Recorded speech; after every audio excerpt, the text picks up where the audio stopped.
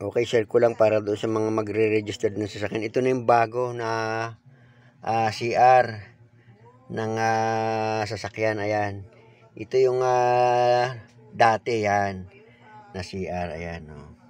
So, ito na yung bago ngayon. Ayan. Oh, ito. Ayan. Oh. Oh. Baka magulat kayo bakit ganyan na. Ito na yung bagong labas ng CR o Certificate of Registration. Ang ganda parang titulo ng ng lupa. Maganda na ngayon ito. Ayos na ayos to. So doon sa mga magpaparehistro ng mga bagong sasakyan, ito na ang makikita nila. Baka magulat kayo, bakit ganito na ito? Lalo doon sa mga bumibili ng sasakyan, ng mga second hand, baka magulat kayo, bakit ganito na ang CR mo, bakit iba na?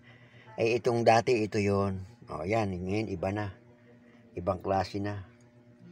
O, ayan. Okay, isinare ko lang para doon sa mga wala pang alam. Para kahit papaano, meron na kayong kaalaman. Okay, thank you.